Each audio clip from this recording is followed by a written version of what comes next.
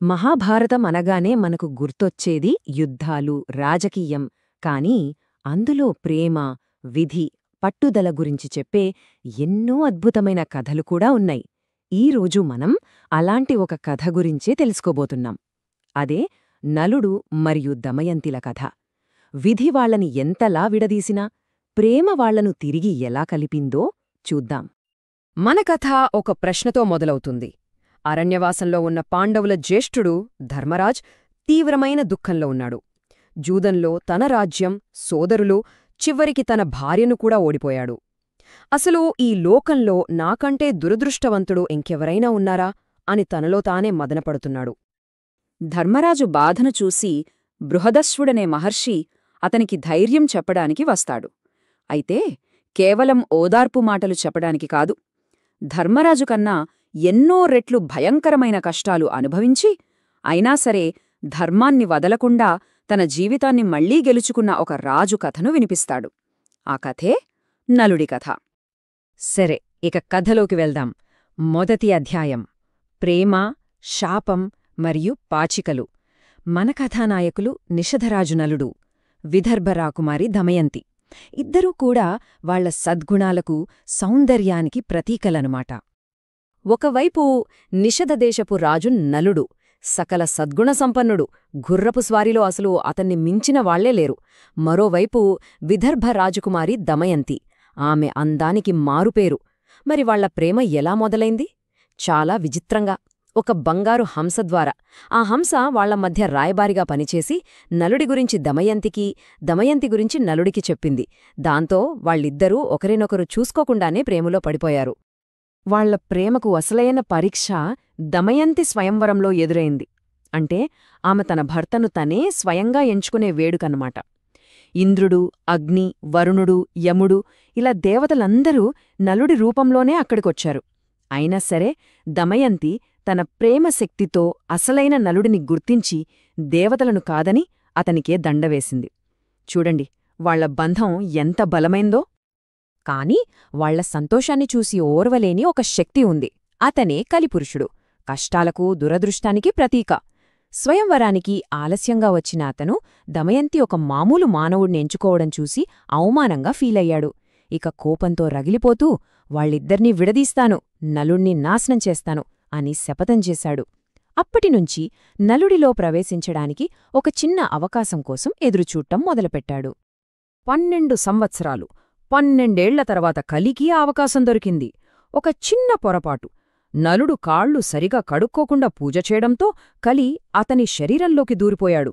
ఇక కలి ప్రభావంతో ధర్వం తెలిసిన నలుడి బుద్ధి మొత్తం మందగించింది. అతను తన సోదరుడు పుష్కరుడితో పాచికల ఆటకు దిగాడు. ఆ జూదం ఒక వ్యసనంగా మారి సంవత్సరాల తరబడి కొనసాగి చివరికి నలుడిని సర్వస్వం కోల్పోయేలా చేసింది. ఇక్కడినుంచి వాళ్ల కథ ఒక పెద్ద విషాదంలోకి జారిపోయింది. ఆ రాజదంపతులు అడవుల పాలయ్యారు. అడవిలో ఆకలితో నకనకలాడుతుండగా వాళ్లకు కొన్ని బంగారు రెక్కల పక్షులు కనిపించాయి. వాటిని పట్టుకుంటే కడుపు నిండుతుందని నలుడు తన ఒంటిమీద ఉన్న ఒకే ఒక్క వస్త్రాన్ని వాటిమీదికి విసిరాడు. కాని అదొక మాయ. ఆ పక్షులు ఆ వస్త్రంతో సహా గాల్లోకి ఎగిరిపోతూ, ఓ నలుడా, మేమే నిన్ను ఓడించిన పాచికలుం, నీ చివరి వస్త్రాన్ని కూడా తీసుకెళ్లడానికే వచ్చాం అని చెప్పి మాయమైపోయాయి. పాపం నలుడు నిస్సహాయంగా నిలబడిపోయాడు. ఇక్కడే నలుడి పతనం పరాకాష్ఠకు చేరుకుంటుంది. కలి ప్రభావంతో తన దుస్థితికి సిగ్గుపడి నలుడు ఒక దారుణమైన నిర్ణయం తీసుకున్నాడు. తన కష్టాల్లో దమయంతిని కూడా భాగం చేయడం ఇష్టంలేక గాఢ నిద్రలో ఉన్న ఆమెను ఒంటరిగా అడవిలో వదిలి వెళ్ళిపోయాడు. కనీసం తనను తాను కప్పుకోవడానికి వస్త్రం కూడా లేక ఆమె చీరలో సగం చించి తీసుకువెళ్లాడు. అది నిజంగా ప్రేమకే జరిగిన అవమానం. సరే, ఇప్పుడు ఆ విడిపోయిన ప్రేమికులు వాళ్లు వేర్వేరుగా ఎలాంటి కఠినమైన ప్రయాణాలు చేశారో చూద్దాం. విడిపోయిన తర్వాత ఇద్దరి దారులు కష్టాలతోనే నిండిపోయాయి. ఒకవైపు దమయంతి పాముల నుండి, దుర్మార్గుల నుండి తనను తాను కాపాడుకుంటూ చివరికి చేదిరాజ్యంలో ఒక పరిచారికగా ఆశ్రయం పొందింది. మరోవైపు నలుడు అడవిలో కార్చిచ్చు నుండి కర్కోటకుడు అనే సర్పరాజును కాపాడాడు. థాంక్స్ చెప్పడానికి ఆ కర్కోటకుడు నలుడిని కాటువేసి అతని రూపాన్ని వికారంగా మార్చేశాడు. ఇది శాపంలా కనిపిస్తున్నా నిజానికి అదొక వరం. ఎందుకంటే ఈ కొత్త రూపంలో అతన్ని ఎవరూ గుర్తించలేరు. బాహుకుడు అనే పేరుతో నలుడు అయోధ్యరాజు రితుపర్ణుడి దగ్గర గుర్రాలను చూసుకునేవాడిగా చేరాడు. అయితే దమయంతి తన విధిని తనే మార్చుకోవాలనుకుంది. తప్పిపోయిన తన భర్తను కనుక్కోవడానికి ఒక సాహసోపేతమైన, చాలా తెలివైన ప్లాన్ వేసింది. అదే సారథి యొక్క గొప్ప పరుగు. దమయంతి తన తండ్రి రాజ్యంలో సేఫ్గానే ఉన్నా ఆమె మనసంతా నలుడికోసమే వెతుకుతోంది. అందుకే అతన్ని బయటకు రప్పించడానికి ఒక అద్భుతమైన ఉపాయం పన్నింది. ఆమె 2వ స్వయంవరం ప్రకటించింది. ఎందుకంటే ప్రపంచంలో ఎక్కడున్నా సరే ఈ వార్త విని ఒక్కరోజులో విదర్భకు రథం మీద రాగల సత్తా ఒక్క నలుడికి మాత్రమే ఉందని ఆమెకు గట్టి నమ్మకం. చూశారా దమయంతి ప్లాన్ ఎలా వర్కౌట్ అయిందో?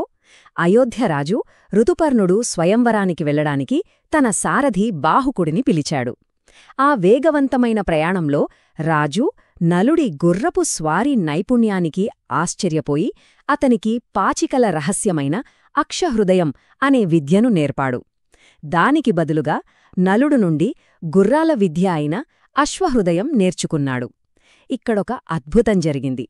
నలుడు ఏ పాచికల వల్లైతే సర్వస్వం కోల్పోయాడో అదే పాచికల రహస్యం తెలుసుకున్న క్షణంలోనే అతన్ని పట్టిపీడిస్తున్న కలిపురుషుడు అతని శరీరం నుండి బయటకు వెళ్ళిపోయాడు. అంటే నలుడు శాపవిముక్తుడయ్యాడనమాట. కలి అయితే వదిలివెళ్లాడు. కాని కర్కోటకుడి కాటు ప్రభావం ఇంకా పోలేదు.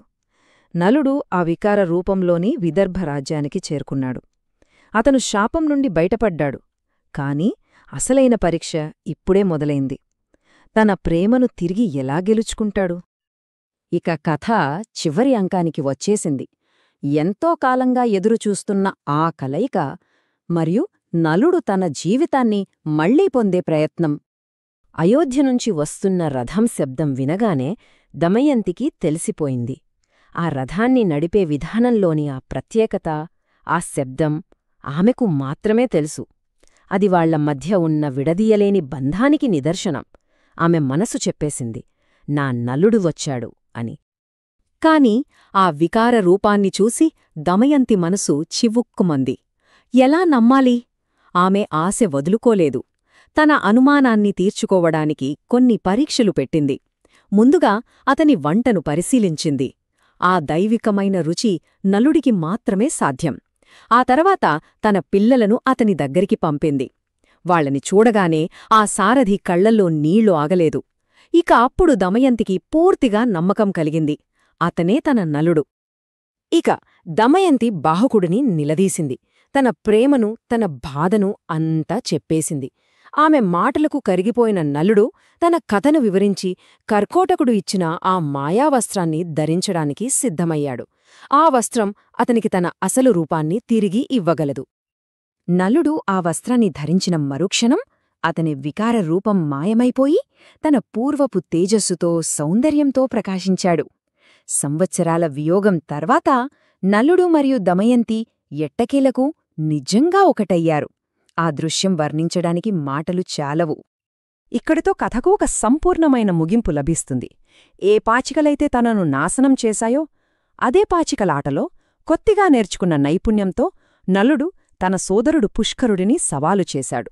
ఈసారి ఒక్క విసులుతో తన రాజ్యాన్ని, సంపదను అంతా తిరిగి గెలుచుకున్నాడు. అంతకన్నా గొప్పగా తన సోదరుడిని క్షమించి అతనికి జీవనదానం ఇచ్చాడు. కథ ముగించి బృహదశ్వుడు ధర్మరాజుతో అంటాడు, చూశావా ధర్మరాజా, నలుడు నీకంటే భరించలేని కష్టాలు అనుభవించాడు. కాని ధర్మాన్ని, పట్టుదలని ఎప్పుడు వదల్లేదు. అందుకే కోల్పోయిన ప్రతిదాన్నీ తిరిగి పొందగలిగాడు. అదేవిధంగా ఓపిక పడితే నీవు కూడా నీ రాజ్యాన్ని తిరిగి పొందుతావు. ఈ మాటలు ధర్మరాజులో ఒక కొత్త ఆశను, ధైర్యాన్ని నింపాయి. నలుడు తన రాజ్యాన్ని తిరిగి పొందాడు. కాని ఈ కథ మన ముందు ఒక లోతైన ప్రశ్ననుంచుతుంది. గొప్ప నష్టాన్ని చవిచూసిన తరువాత సర్వస్వం తిరిగి గెలుచుకోవడం అంటే నిజంగా అర్థమేమిటి? అది కేవలం కోల్పోయిన భౌతిక సంపదలేనా, లేక అంతకు మించిందా? దీని గురించి ఆలోచిస్తూ ఉండండి. తరువాతి విశ్లేషణలో కలుద్దాం.